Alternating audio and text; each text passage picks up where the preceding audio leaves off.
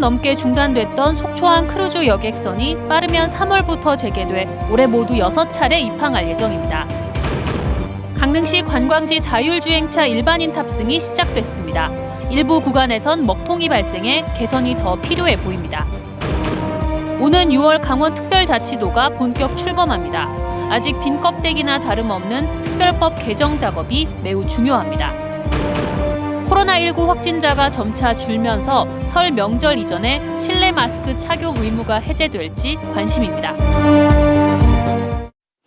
안녕하십니까. 뉴스데스크 강원입니다. 올해 6월이 되면 강원도는 강원특별자치도로 이름이 바뀝니다. 628년 만의 일인데요. 이름이 바뀌는 만큼 많은 게 달라질 전망인데 지난해 공포되긴 했지만 아직은 많이 미흡한 특별법 개정 등 특별자치도 출범 준비 상황을 점검했습니다. 강화길 기자가 보도합니다. 지난해 5월 29일 강원특별자치도법이 국회를 통과했습니다. 2006년 제주에 이어 두 번째 특별자치도의 서막이 열렸습니다. 그러나 특별법 조항은 23개에 불과했습니다.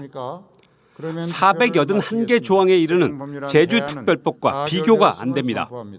빈 껍데기라는 비판이 있었습니다. 그래도 법부터 통과시켜놓고 보자는 공감대가 있었습니다. 당시는 지방선거 국면이었습니다. 표가 필요했던 여야의 이해관계를 활용하자는 것이었습니다. 지난해 9월 27일 특별법 1차 개정이 있었습니다. 국무총리를 위원장으로 하는 정부지원위원회 설치입니다. 규제를 풀고 특례를 인정받으려면 정부 협상이 필수. 강원도와 정부 부처 간 입장차를 조율하는 정부 기구입니다. 새해 1월 19일부터 정부지원위원회가 첫 가동합니다. 여기서 강원특별자치도 출범에 필요한 특별법 개정안을 최종 조율합니다. 새해 1월 특별법 2차 개정을 위한 입법 작업에 들어갑니다. 강원도는 특별법 입법 수준의 광범위한 법률 개정 작업을 추진하고 있습니다. 일단 181개 조항을 마련했습니다. 8차례 시군을 돌며 지역 특례 요구를 수렴한 결과를 담았습니다. 주민공청회와 전문가 토론 등 공론화 과정을 거칩니다. 2월에는 의원 입법으로 개정안을 발의합니다. 그리고 4월 국회 통과를 목표로 잡고 있습니다. 벼농사로 비유하자면 2022년은 논갈기의 해였고 2023년은 파종의 해가 될 겁니다. 전면 개정에 준하는 특별법 2차 개정이 끝나면 행정이 바빠집니다. 각종 명칭과 표기, 공부, 주소 등을 바꿔야 합니다. 특별자치도와 관련된 조례도 고쳐야 합니다. 6월 11일 여름의 길목에 선 일요일 강원특별자치도가 공식 출범합니다. MBC 뉴스 강화길입니다. 지난 6일 강릉에서 자율주행차 시험주행을 하면서 차량 한 대가 고장나 내빈들이 다른 차를 타고 시연하는 해프닝이 있었다고 보도해드렸습니다. 확인 결과 라이더라는 장치가 순간적으로 결함을 일으켰기 때문인데 업체가 이를 바로잡고 주말 동안 20여 시간의 시험주행을 거쳐 오늘 일반 시민들을 상대로 주행을 시작했습니다. 김인성 기자입니다. 지난 6일 시험주행에서 고장을 일으켰던 자율주행차. 레이저를 이용한 원격 표지 장비인 라이더가 결함을 일으켰기 때문으로 업체 측은 이를 바로잡은 뒤 7일과 8일 20여 시간 동안의 추가 시험 주행을 진행했습니다. 라이더 센스의 동작 오류에 대한 원인을 체크해서 간단한 경정비 정치를 통해서 정상적으로 작동될 수 있도록 조치를 완료했습니다. 그리고 나서 금요일부터 주말까지 정상적으로 조치 후에 지속적으로 자율주행 운행을 테스트해 보았고 오전 9시 30분이 되자 일반 시민들이 하나둘씩 자율주행차를 예약하고 탑승했습니다. 난생 처음 타본 자율주행차는 신기하면서도 즐거운 경험이었습니다. 신기한 교통수단이 생겨가지고 일단 한번 타보니까 되게 기분이 좋고요. 강릉 시민분들이나 여행 오시는 분들께서 많이 활용하시면은 좋은 노선인 것 같아가지고. 자율주행차를 예약하려면 강릉시청 홈페이지에서 입력하거나 4개의 노선별 정류장에 있는 QR코드를 통해 할 수 있습니다. 관광객들이 많이 찾는 이곳 안목해변에서 자율주행차를 호출해 초당 정류장까지 이동해 보겠습니다. 앞뒤는 물론 반대편 차로를 달리는 차량까지 감지해 자동으로 핸들과 속도를 조작하며 금세 초당 정류장에 도착합니다. 하지만 강릉역에선 20분 넘도록 앱이 먹통이 되기도 했습니다. 강릉역에서 호출을 아무리 해도 먹통인데 왜 그럴까요? 지금 저희 승객을 태우고 있거든요. 저희가 호출 항목을 봤는데 저희가 이중으로 호출을 받을 수가 없거든요. 지금 저희가 좀 조정을 하고 있거든요. 어플 자체를요. 이용자가 쉽고 편히 쓸 수 있도록 고치고 차량 디자인을 친근감 있게 바꾸는 등 개선할 점도 적지 않아 보입니다. 앞으로 지능형 교통체계를 갖추게 될 2026년까지 안전하고 편리한 또 하나의 강릉 지역 대표 관광자원이 되길 기대합니다. MBC 뉴스 김인성입니다. 일상 회복이 이루어지면서 코로나19로 3년 넘게 중단됐던 국제 크루즈 여행도 올해부터 재개됩니다. 국제양 입항 금지 조치가 작년 말부터 풀리면서 빠르면 오는 3월부터 속초항에서 크루즈선을 볼 수 있을 전망입니다. 김영호 기자입니다. 국내 민간 관광업체가 임차해 운행했던 11만 톤급 국제 크루즈선입니다. 최대 3천여 명이 탑승할 수 있는 대형 크루즈선이었는데 코로나 사태 영향으로 지난 2019년 이후 운항을 중단했습니다. 민간업체는 올해 속초항에서 출항해 일본 북부 도시를 기항하는 여행 상품을 출시하고 다시 모객에 나섰습니다. 갔다 오시고 나서 만족도가 많이 높다 보니 크루즈 여행 수요 자체는 꾸준하게 증가할 거라고 저희는 기대를 하고 있고, 크루즈 여행 일본이 아닌 유럽이나 미주 이런 쪽으로도 많이 확대가 될 거라고. 4년 전 처음 속초항에 들렀던 유럽 선적의 전 세계를 여행하는 크루즈선도 속초항에 입항합니다. 오는 3월에 들어오는 3만 톤급 크루즈선은 승객은 600여 명으로 많지 않지만 이들은 1박 2일 동안 속초에 체류하며 주변 관광지를 둘러봅니다. 이 같은 국제선 크루즈선의 기항은 올해 3차례 예정돼 있는데 공항처럼 외국 관광객이 국제항에서 출입국한다는 점에서 시사하는 바가 큽니다. 올해 속초항에 예정된 크루즈 입항 횟수는 모두 6번으로 코로나 사태 이전과 비슷한 수준입니다. 강원도는 도청에 있던 해운관리 전담 부서를 환동해 본부로 이전하는 등 항만 운영과 크루즈 해양 관광에 거쳐가는 관광, 지역 경제에 좀 도움이 약간 미흡한 면이 지적이 되는데, 저희들이 올해부터 재개되는 크루즈 관광은 지역 경제에 도움이 될 수 있도록 그 관광 프로그램, 그다음에 문화 행사 이런 것도 준비해서. 지난 2017년부터 국제 크루즈 터미널이 운영된 속초항에는 2018년에 역대 최다인 11회 크루즈선이 입출항했습니다.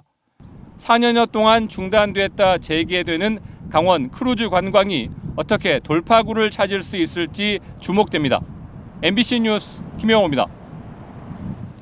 네, 방금 방송 진행이 매끄럽지 못했던 점 시청자 여러분의 큰 양해를 부탁드리겠습니다. 다음 소식입니다. 강릉시가 2026년까지 신규 일자리 10,000개를 만들어 고용률을 70.4%까지 끌어올리기로 했습니다.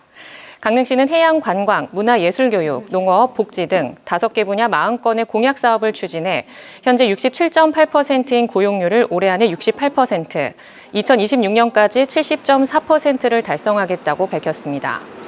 특히 강원특별자치도 출범과 2026 ITS 세계총회 유치에 따라 관광과 레저, 숙박시설 확충과 마이스 산업 활성화, 옥계항 등 항만 물류산업 입지 강화로 공공부문 일자리를 늘리겠다고 설명했습니다. 임대보증금 보험을 든 강원도 내 임대사업자 주택 가운데 부채 비율이 80% 넘는 깡통주택은 60%에 이르는 것으로 나타났습니다. 더불어민주당 박상혁 의원에 따르면 강원도 내 법인 사업자가 보증보험에 가입한 주택 가운데 부채 비율이 80%를 넘는 이른바 깡통주택은 60.2%로 나타났습니다. 개인 사업자에 한정하면 깡통주택 가구는 248세대에 보증금은 214억 원으로 비율은 45.7%에 이르고 있습니다. 강원도의 주간 코로나19 확진자가 3주째, 전국적으로도 2주째 줄어들면서 실내 마스크 해제 논의가 나오고 있습니다. 방역당국은 이번 주를 분수령으로 보고 위중증 환자 숫자에 따라 다음 주부터 본격적인 논의에 들어간다는 계획입니다. 이병성 기자입니다. 강원도 주간 코로나19 확진자가 3주째 줄었습니다. 12월 3주차와 4주차에 각각 6.4%, 2.5% 소폭 줄었던 것에 비해 지난주에는 13%가 줄면서 감소폭이 커졌습니다. 전국 단위로도 2주 연속 감소세인데 12월 한때 50만 명 언저리까지 갔던 주간 확진자가 40만 명 초반까지 줄었습니다. 자연스럽게 명절 전에 실내 마스크 착용 의무가 해제될지에 관심이 모입니다. 정부는 지난달 23일에 실내 마스크 착용 의무를 권고로 전환하려면 4가지 지표를 만족해야 한다고 밝혔습니다. 환자가 2주 이상 연속으로 줄고 위중증 환자와 사망자의 발생이 감소하는 현상의 안정 문제, 그리고 중환자 병상 50% 이상 가용 가능, 고위험군의 추가 접종률 향상 등 예방적 차원의 문제였습니다. 이 중에 최소한 1가지에서 2가지는 만족한 상황입니다. 쟁점은 위중증 환자와 사망자 수의 추이입니다. 당장 확진자 수가 감소세에 있기 때문에 2, 3주 간격을 두고 위중증 환자 수도 줄어들 수 있지만 중국발 확진자가 최근에야 정점을 찍었고 새로운 변이 역시 변수로 지목되고 있습니다. 방역당국은 이번 주를 중요한 분기점으로 내다보고 있습니다. 어느 정도 안정이 되면서 꺾이는 모습을 만일 이번 주에 우리가 본다면은 실내 마스크 의무 조정에 대해서 논의를 정식으로 시작해 볼 수 있다. 사실상 방역의 마지막 단계로 받아들여지던 마스크를 실내에서도 벗게 되는 시점이 다가오고 있습니다. MBC 뉴스 이병선입니다.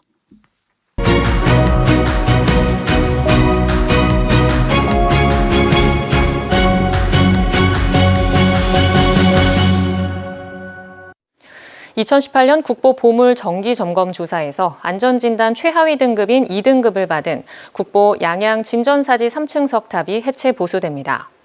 문화재청 문화재수리기술위원회는 석탑을 받치는 지대석이 침하하고 석탑을 쌓은 적심석이 유실된 것이 확인됐다며 석탑을 전체 해체 보수하기로 했고 석탑 주변 미발굴지는 발굴 조사를 시행한다고 밝혔습니다. 양양 진전사지 3층 석탑은 진전사 예터에 있는 3층 석탑으로 통일신라 시대 대표 석탑으로 평가돼 1966년 국보로 지정됐습니다. 오늘 낮 1시 37분쯤 강릉시 성산면 위촌리의 야산에서 불이 났습니다. 산불이 나자 산림과 소방당국은 인력 100여 명과 헬기 1대를 동원해 36분 만에 불을 껐지만 임야 600제곱미터가 불에 탔습니다. 또 오늘 새벽 1시쯤 삼척시 정화동의 3층 건물에서 불이 나 건물이 모두 탔으며 불은 40분 만에 진화됐습니다. 이 불로 건물 3층에 살던 50대 남녀가 연기를 들이마셔 병원으로 옮겨졌으며 경찰과 소방당국은 정확한 화재 원인을 조사하고 있습니다. 어제 휴일 검사 건수 감소 영향으로 코로나19 하루 확진자 수가 608명으로 줄었지만 오늘 오후 6시 기준 다시 1,389명으로 2배 넘게 증가했습니다. 시군별로는 강릉 274명, 동해 154명, 속초 73명, 태백 44명 등으로 누적 확진자 수는 87만 3천 명을 넘어섰습니다. 병상 가동률은 일주일 만에 50%대로 올라 114개 병상 가운데 절반인 57개 병상이 여유 있는 상황이고 추가 접종률은 14.7%를 보이고 있습니다. 강원FC 김병지 대표이사가 구단 사무국을 강릉으로 통합해 운영하는 방안을 검토 중이라고 밝혔습니다.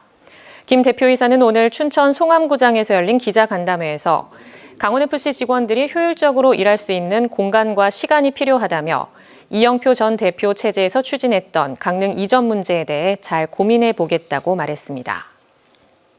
강원 뉴스 마칩니다. 시청해